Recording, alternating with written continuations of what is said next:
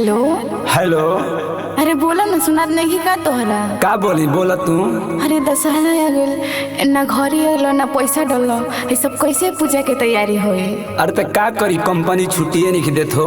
देखो ठीक ना होई तो का ठीक ना है, बोला। बोली साचे दरबार की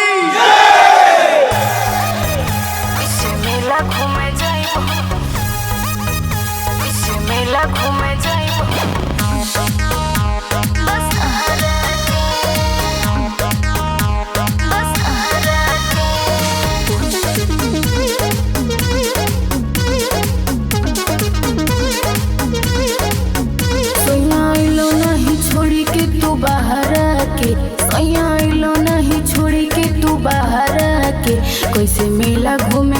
कैसे मेला घूमे जाइबो हम दशहरा के।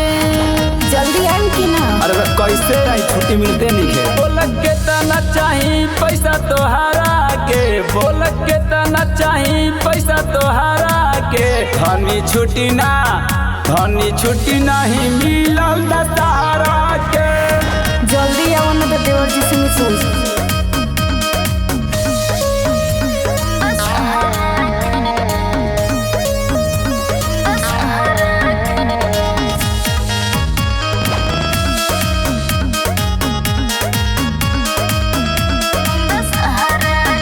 कैसे पूजा के सामान सया हई हो, मैं के दर्शन तो के कर हई हो।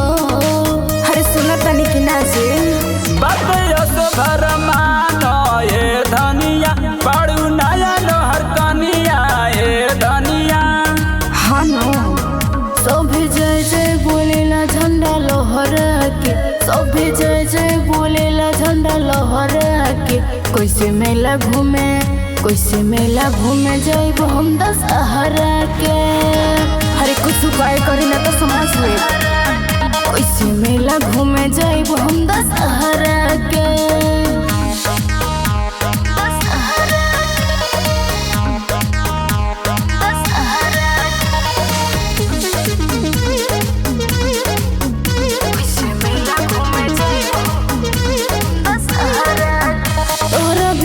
दशहरा बहवे हो, पिंटू सोइए नहीं अइला तू तो गहवे हो।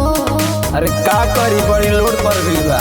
मायके कृपा से बरसाल आई बहो, तोहरा संग हम पूजन कराई बहो। ऐसे ना होई, विनोद अमाजी खोजत बड़ी तोहरा के, विवेक अमाजी खोजत बड़ी तोहरा के। कैसे मेला घूमे जाइबो हम दशहरा के। कैसे मेला घूमे जाइबो हम दशहरा के। ध्यान दिले बानी पिंटू के मोबाइल में पैसा।